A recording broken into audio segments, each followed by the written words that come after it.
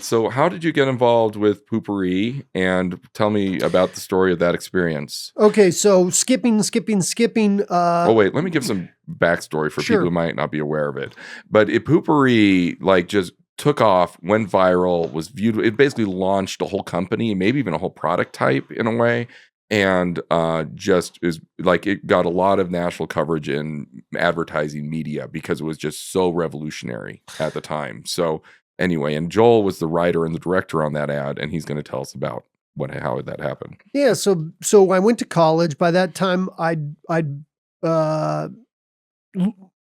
father was a marketer, a marketing coach. He taught people how to get more customers, to pay them more money more often. And he had a newsletter that he would send out monthly, and it went to like 1,000 people. And he sent them out on printed, paper, and then a cassette tape. Okay, this was the era. And he would make us listen to these. And so I learned marketing as a 12-year-old, 13-year-old, 14-year-old, stuffing these envelopes and listening to my dad's hour-long lectures about marketing. They were entertaining. Oh, so you were raised in marketing. Yeah, I was raised in it, but I wanted to do creative things. So when I got to college, I had this marketing background that I kind of grew up in. My dad said, no matter what you do, you're going to have to market yourself. So that's why you guys have to listen to these tapes. So I learned marketing, and then I was studying film, and I was also doing stand-up comedy in college. And my roommate, Jeff Harmon of Harmon Brothers ad agency, popular ad agency, but before it's popular, when he was still just a roommate, yeah, right? Before there was an ad agency, but he later went on. Yeah, they'd go on to have like 100 employees, do ad campaigns for all the major companies. Really big deal. Yeah. So anyway, he said, "Oh, you know more about marketing than most of the guys who I'm studying marketing with in school, and you're a writer and a filmmaker, and you're funny. I'm going to hire you to do an ad." And so he hired me to do. It's a powerful combination. Yeah, he hired me to do a tongue cleaner ad for a product called Aura Brush. Oh, I remember that ad. Yeah, and so I did a couple ads for them, and that blew up. And then, so when Poo Pourri contacted Jeff Harmon, he said, "Yeah, let me get my friend Joel. He'll write it and direct it." And we kind of did the same thing, but better for Poo Pourri. Yeah, what year is this again? So Poo Pourri was 2013. 2013. So social media was still a pretty new thing back then. Yeah, YouTube had just really started pushing videos as marketing in 2009. So it was, 4 years, but they still were figuring it out. And not a lot of companies had figured it out. Companies are really slow to move. Yeah. And so they're just used to like, oh, we buy ad space on Friends reruns, and they're just used to that format. Either TV, radio, magazines. Yeah. Not a lot of people were really taking risks. People would do banner ads before they did video ads on banner ads digital. are like absurd now. Yeah, I mean, you rarely see banner ads, but that was the main internet marketing for a very long time. Yeah, exactly.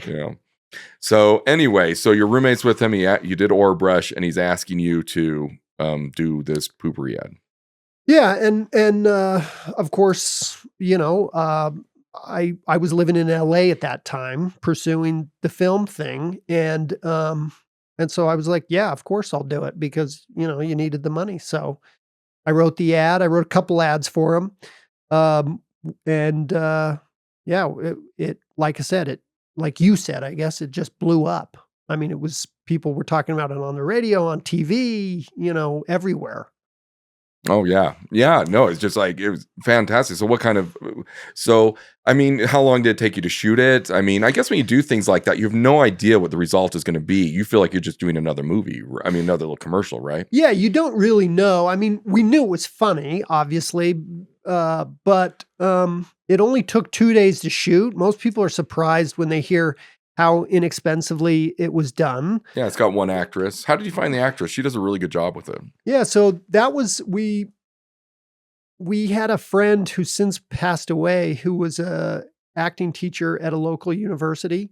And we had just looked at, probably 20 actresses, and none of them felt perfect. They felt okay, but, we said, do you know anyone, especially because we wanted a British accent? He said, well, I know this gal, she's Scottish, but she could probably do a better British accent than most Americans. Well, that's hilarious. I mean, because like I went to graduate school in Scotland, and they do not like England. Like it's passionate. Like I had no idea how much one country can hate another until I lived in Scotland. But anyway, but if there's a paycheck in it, paycheck in it, and she lived around it, so she could do it. Yeah, no, I bet she could. Yeah, so she did a great job. And honestly, I find that's a lot of way people learn accents is by using them in a comic way, maybe not respectful of English.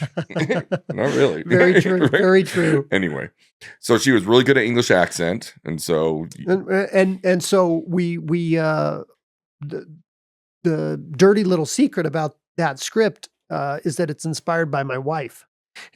Are you serious? So just so you know, I mean, this is a little potty humor, but that's what the product is. Poo Pourri is a scented oil you dump on your toilet water. Spray on your toilet water after you poop. And it's like, or before you go, you spray it, and it prevents the stench from spreading. Yes, and they actually saw it. They're selling it at Costco right now. So in packs of 3. So it's a popular product. Yeah, today. It blew up the business, right? The business at the time was doing $10 million a year annually. So it wasn't a small business by any means, but not huge. And now they're probably doing 30 times that. Wow. Oh gosh, yeah. So anyway, you cast her, and was it just good luck? Did you look at a lot of people, or I mean, probably not as many as you'd think. Like I said, we probably looked. I don't recall looking at a ton. We probably I try to look at a lot anytime I cast a lead role like that, but maybe 20, 30, 40 people, and until we found her, and then we just knew she was perfect. We dyed her hair a little bit more red again because that was visually interesting. And a little allusion to my wife, who's a redhead. And, we were off to the races. Yeah. So how do you feel? Like, what do you look for in an actor when you're casting? Is it just like a feeling? Well, it's different for an ad than for a movie, right? Because they're totally different kinds of things. With most movies, unless you're doing something really stylized and maybe experimental and weird, you're looking for verisimilitude. You're looking for reality. You want it to feel real. With an ad, you're not really worried about that. You don't necessarily want you don't want it to feel cheesy or, again, like they're a bad actor. So they got to be able to do the line still, but you don't have to believe it. You don't have to believe that this person, because people are smart. So when I direct an ad, one of the things that one of my approaches to marketing was, look, people know this is an ad. Let's not pretend that it's not an ad. So in the writing of an ad, I would talk about the product explicitly and the features and benefits of the product instead of just trying to be, I felt like most TV ads, they tried to entertain you and then throw in the product at the end. Mm-hmm. Like, oh, we're going to trick this person. We're going to entertain them. Then we're going to throw in the product at the end. And because people liked the ad, they're going to like the product. And I thought that's the stupidest thing in the world. Convince me that I want your product. And I can still be entertaining, but I'm not going to try and hide the fact that I'm trying to sell you a product. So all my ads are very explicitly ads. They're entertaining still, but they're very explicitly talking about the product and selling you the product. They're not like showing some real life scenario and then, at the end, here's the product. I don't believe in that. So with an ad, you don't, getting to your question, you don't necessarily have to believe the person's real. They can just be the spokesperson for the product. But with an ad, I look for, is the delivery entertaining? Is it quick? A lot of people, like the number one thing that I would teach if I was teaching people to audition to get a commercial is speak clearly and quickly, right? Just do the lines quickly. Whereas in film, I still think pacing is good and important, but you want to do it more realistically, and people don't talk rapidly like they do in a commercial. Oh, yeah. Yeah. So, when also to me, that was probably the beginning of that. I think that's the biggest shift. People have a better BS filter than they used to, and they can see through an ad. And so if you're going to be an ad, just be an honest ad. Yes. And people want genuineness and honesty. And that's what I feel in that ad she's doing. She's talking straight to the camera and she's telling you this is what it is. Yep. You know, and so there's just like an authenticity to it. And I started that 4 years previously with the Orabrush ads, the tongue cleaner ads that I did. It just said, you know, again, there's infomercials. It used to be that you had kind of branded style ads, which are these videos that try to entertain you and be cool and then kind of show the product, but they wouldn't sell you on the product necessarily. It was just like the feeling of it. And then there were infomercials, which were boring and cheesy, but they sold you on the features and benefits of product. And my whole thinking was, there is no good reason why you can't have an entertaining infomercial. Like you could do all the same stuff you do to make a movie entertaining, visually, funny, you know, use comedy, but just sell the product. There's no reason why you couldn't do a really good job doing that. And that was essentially the model for these products. Yeah, no, and I think also that's, I mean, internet, well, of course, internet advertising now runs everything. But back then, it's like people, like a 30-second ad spot, because there's so time on the network or wherever you're broadcasting, it was so expensive. You couldn't do this. You couldn't do that. But the Poo Pourri, what's the run length on? It's like a minute or two. No, right? yeah, it's 2:16. 2:16, which like at the time would be like, oh, that's crazy long. Right. Like you'd have to pay 5 times as much every time you ran it. And also there's a thing in marketing where it's like people need to see the ad multiple times for it to really register. And so they're like, oh, someone's going to watch like 7 minutes of this, you know? But it's, so at the time, these were all really revolutionary things to do an internet only ad. And also it was funny. And so people would like share it. Right. Which I think that might have decreased now. Like Facebook, you kind of have to pay for your access now. It's less now, one, because it's less novel, right? Yeah, people aren't going to share it. Stuff right. They're just not sharing as much. Also, people get tired of people sharing stuff. I mean, I think it's associated with the older people too. Like if you're reposting a lot, that feels more like a old person who just constantly is reposting stuff. Yeah. So there's reasons why that virality doesn't exist and is a lot harder to achieve in today's advertising climate than well, partially, I mean, you were like the only one, you know, and now you got a lot of competition.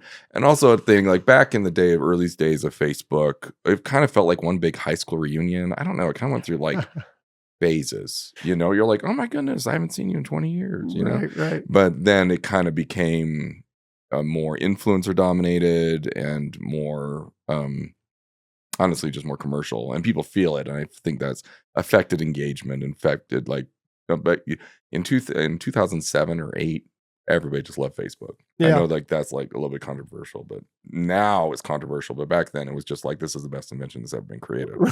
Right. You know, I'm going to be flat out. So, well, that's great. So you made this internet only advertisement. It went viral, and how much did it increase their sales? Like I said, immediately it increased their sales by 300%. 300%. And then, you know, since then, it just continued to grow. Traction. Do they use the same ad? And they do, as far as I know, they've created many, many other ads. Yeah. Including 2 more that I worked on. But I think that's still their most effective ad. No, it's interesting. I won't say who, but there's another client, is like a CEO of a major corporation around here was a relative of mine, and he was complaining about paying residual fees, but he said, but it just works so much better than any of our other ads. I'm like, well, that's where you're paying the residual fee, right? But like, it just made him so mad. But you know, if you're out there, kids, the way to make money in everybody, even like the big names, Spike Lee and whatever, they make all their money from advertising. Like fiction films, they take way too long to put together, and it's just way too ambiguous. So even like, you know, Michael Bay will shoot advertisements and like direct advertisements. I've heard that. Yeah. And you know, it's satisfying to me because I have a great track record of producing ads that sell, but then also have a long shelf life. Yeah. The ad I created for Poo Pourri is still being used. The ad I created for Orabrush, they ran that ad for, I don't know, 10, 12 years. And a normal ad shelf life is 1, maybe 2 years. 1 or 2 years, yeah. And mine easily 5 times that.